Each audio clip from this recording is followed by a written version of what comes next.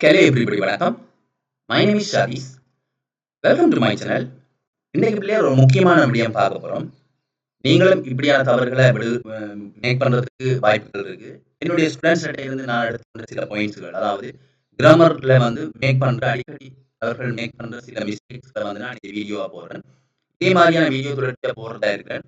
ஆகவே தொடர்ச்சியா பாருங்க. உங்களுக்கும் அது நீங்களும் இதை பார்க்கறது மூலமாக உங்களுடைய நுழைவை கிராமர்ல இம்ப்ரூவ் பண்றதுக்கு வாய்ப்பு இருக்கு. ஸோ ஸ்கிப் பண்ணாம தொடர்ச்சியா வீடியோ பாருங்க. சரியா? பாப்போம். நான் முதலாவது மிஸ்டேக் என்னன்னு சொன்னா சப்ஜெக்ட் வெர்ப் இடையில அக்ரிமெண்ட். இதுல ஒரு எக்ஸாம்பிளா ஒவ்வொரு எக்ஸாம்பிளா பார்த்துட்டு போவோம். சரியா? ஓகே. இப்ப பாருங்க, she go to school every day. she go to school every day. அப்ப இது ஒரு தவறானதா? உங்களை பார்த்தாலே விளங்கும். she go. அப்ப இது ஒரு சிம்பிள் பிரசன்ட் டென்ஸ்க்குரிய வாக்கியமாக இருந்தால், சப்ஜெக்ட் சிங்குலராக இருந்தால், இங்க நாங்கள் வெர்பின் வடிவத்தை நாங்கள் எஸ் ஃபார்ம்ல எழுத வேண்டும். சரியா? அப்ப சரியான வடிவம் என்ன? she goes to school every day. she goes to school every day. சரியா? அப்ப singular subjects singular take singular verbs. அப்ப ஒருமைக்குரிய எழுவாய் அதாவது சப்ஜெக்ட் verb சிங்குலராக, அதாவது எஸ் ஃபார்மை நாங்க கொடுத்து எழுத வேண்டும். இது சிம்பிள் பிரசன்ட் டென்ஸ்ல மட்டும்தான் இந்த பிரச்சனை வரும். அதாவது சிங்குலர் அன்னைக்கு ஐ தவிர்ந்ததை பார்க்கணும். ஐ, நான் என்று வருகின்ற ஐயை தவிர்த்து மித்த எல்லா புரோனவுன்களுக்கும், சிங்குலர் புரோனவுன்களுக்கும் ஏனைய சிங்குலர் நவுன்களுக்கும் நாங்கள் வேர்பின் வடிவம் எஸ் ஃபார்ம் கொடுக்க வேண்டும். சரியா? இது ஒரு மிஸ்டேக். அடிக்கடி ஸ்டூடெண்ட்ஸ் இந்த மிஸ்டேக்கை மேக் பண்றாங்க. அடுத்த விஷயம் பாருங்க, ரெண்டாவது மிஸ்யூசிங் ஆர்டிகல்ஸ். ஆர்டிகல்ஸ் சுற்றடை சொல். நான் தனியாக ஒரு வீடியோ போட்டிருக்கேன், பார்க்கறதால இந்த சேனலுக்குள்ள போய் பாருங்க. சரியா? ஐ சோ a elephant. அப்ப சரியான ஐ சோ a elephant. அப்ப சரியான வடிவம் என்ன? ஐ சோ an elephant. அதாவது எங்களுக்கு கன்சோனன்ட் சவுண்ட், அதாவது மெய் எழுத்துக்களை கொண்டு ஆரம்பிக்கிற சவுண்ட் வரும்போது நாங்கள் பயன்படுத்தணும். பிஃபோர், அதுக்கு முன்னால பயன்படுத்த வேண்டும். வொவல் சவுண்டை கொண்டு நாங்கள் உச்சரிக்க ஏ இ ஐ ஓ யூ போன்ற எழுத்துக்களை கொண்டு நாங்கள் உச்சரிக்கும் போது அன்னை பயன்படுத்த வேண்டும். சரியா? அப்ப இந்த மிஸ்டேக்கையும் அடிக்கடி செய்யறாங்க. அப்ப இதை நீங்க திருத்திக் கொள்ளுங்க. சரியா? மூன்றாவது மிஸ்டேக் என்னன்னு சொன்னா ராங் ப்ரிப்போசிஷன்ஸ். ப்ரிப்போசிஷன்ஸ்களை தவறா பயன்படுத்துறது. பாருங்க, he is married with her. he is married with her. அப்ப இந்த வித்ன்றது தவறானதாகும். நீங்க பாருங்க, he is married to her. he is married to her. அப்ப சில verbs சில ஸ்பெசிபிக்கான ப்ரிப்போசிஷனை எடுத்துக்கொள்ளும். இப்ப married with பயன்படுத்துவது தவறு. married to தான் பயன்படுத்த வேண்டும். சரியா? ஓகே, இந்த மிஸ்டேக்கையும் நீங்க செய்யாதீங்க. அடுத்த நாலாவது இன்கரெக்ட் குவேஷன் ஃபார்மேஷன். தவறுதலாக குவேஷனை வடிவமைக்கிற. பாருங்க, you like coffee and you like coffee and நாங்கள் சில பேர் பயன்படுத்தினோம். ஆனா உண்மையில அப்படி பயன்படுத்தல் கூடாது. கட்டாயம் எந்த ஒரு வினா வாக்கியமா இருந்தாலும் ஹெல்பிங் வேர்ப் கட்டாயம் தேவை. இந்த டூ, டஸ், டிட் போன்ற ஹெல்பிங் வேர்பை நாங்கள் கட்டாயம் பயன்படுத்த வேண்டும். Do you like coffee? சரியா? டூ யூ லைக் காஃபி என்று நாங்கள் எழுதுதல் வேண்டும். சரியா? அப்ப always use do, does, did in yes no question. அப்ப எஸ் நோ குவேஷன்கள் இருக்கின்ற போது நாங்கள் டூ, டஸ், டிட் பயன்படுத்தி எழுத வேண்டும்.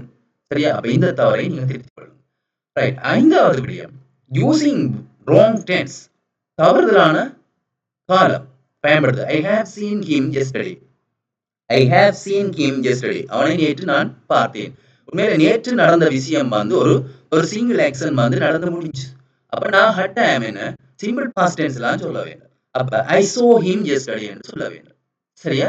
அப்ப அந்த எஸ்டர்டே மீன்ஸ் பாஸ்ட் டென்ஸ்.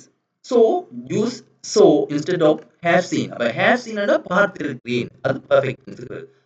ஒரு சிங்கிள் ஆக்ஷன் நடந்து முடிஞ்சா நாங்கள் சிம்பிள் பாஸ்ட் டென்ஸ்க்கு சொல்ல வேணும். அப்ப இப்படியான தவறுகளும் நீங்க திருத்திக் கொள்ள வேண்டும். அடுத்து டபுள் நெகட்டிவ்ஸ். அதாவது ஒரு வாக்கியத்துல ரெண்டு negative form. Don't nothing. I don't know nothing. I don't know nothing. அது தவறானதாகும். சரியா? அப்ப சரியானது என்ன? I don't know anything. I don't know anything. அப்ப ரெண்டு நெகட்டிவ நாங்கள் வந்து ஒரு வாக்கியத்துல பயன்படுத்துதல் தவறானதாகும். இந்த தவறை நீங்க திருத்திக் கொள்ளவும். Number 7. Confusing its. The dog wagged its tail. அப்ப இதுல ஒரு குழப்பம். அதாவது இது உண்மையில நிறைய பேர் விடுற தவறு. சரியா? எப்பவுமே மைண்ட்ல வச்சுக்கொள்ளுங்க. apostrophe s வந்தா it is ன்னு வரப்போகுது. அப்ப is tail ன்னு வர வாய்ப்பில்லை. அப்ப சரியான வடிவம் என்ன? The dog wagged its tail. its என்றது possessive. உடைமையை குறிக்கிறது. அப்ப itல இருந்து வந்தது. சரியா? ஓகே, அப்ப பாருங்க. இட்ஸ் apostrophe s வந்தா it is. இட்ஸ் வந்தா possessive pronoun. சரியா? ஓகே, அப்ப இந்த தவறை நீங்க இனிமேல் செய்யக்கூடாது. Number 8. wrong comparative and superlative. தவறுதலாக comparative superlative வடிவங்களை பயன்படுது. This is the most easiest way. உண்மையில est வரைகின்ற போது இது most, the most, the easiest. But superlative வடிவங்களை இங்கு பயன்படுத்தி இருக்கும். இது தவறானதாகும். This is the easiest way என்பதுதான் சரியான வடிவம் ஆகும். சரியா? அப்ப this is the easiest way. அப்ப எப்பொழுதும் என்ன easiest வார superlative வடிவங்களுக்கு முன்னால வந்ததுன்னு சொன்னால் most நாங்கள் திரும்பி பயன்படுத்தல் கூடாது. சரியா? Okay. Number 9. confusing few versus less. அப்ப few பயன்படுத்துறதா less பயன்படுத்துறதா என்பதுல குழப்பம். But there are less people in the room என்று சொல்றது. There are less people in the room என்று சொல்றது தவறு. There are fewer people in the room. There are fewer people in the room. அப்ப less fewer. அப்ப less ன்னு நாங்க uncountable நவுனுக்கு பயன்படுத்திக் கொள்ள வேண்டும். fewer ன்ற எண்ணக்கூடிய countable நவுனுக்கு பயன்படுத்திக் கொள்ளலாம். சரியா? அப்ப இந்த குழப்பம் இனிமேல் நீங்க செய்யக்கூடாது. Last one. they are எல்லாம் கிட்டத்தட்ட சேம் ப்ரொனன்சியேஷன். அதனால நிறைய பிள்ளைகள் வந்து தவறுதலாக யூஸ் பண்ணி கொண்டு இருக்காங்க. there is a big park in my town. there is a big park in my town. சரியா? ஓகே, அப்ப அது சரியான வடிவம் என்ன? there is a big park in my town. there. அப்ப இந்த there வந்து அவர்களுடைய there வந்து ஒரு பிளேஸை குறிக்கிறதுக்காக நாம பயன்படுத்துவோம். இந்த there என்ன? they are. சரியா? apostrophe போட்டிருக்கு. அப்ப இது வந்து possessive உடைமையை குறிக்குது. தேர்ன்றது பிளேஸை குறிக்குது. தேரான்றது தேரா என்று சொல்லி நாங்க தனியா பார்ப்போம். சரியா? அப்ப இவைதான் பிள்ளைகள் இந்த 10 மிஸ்டேக்ஸ் முக்கியமா நான் கவனிக்க முடியும். இந்த மாதிரி தொடர்ச்சியா நான் வந்து வீடியோ போட இருக்கேன். உங்களுக்கு இந்த வீடியோ பிடிச்சிருந்தா லைக் பண்ணி ஷேர் பண்ணுங்க. மறக்காம சப்ஸ்கிரைப் பண்ணுங்க. புதுசா வராக்கா இருந்தா மறக்காம சப்ஸ்கிரைப் பண்ணுங்க. Okay. Thank you for your watching. Don't forget to subscribe my channel to get the new videos as soon as possible as a notification. Okay, bye. Take care.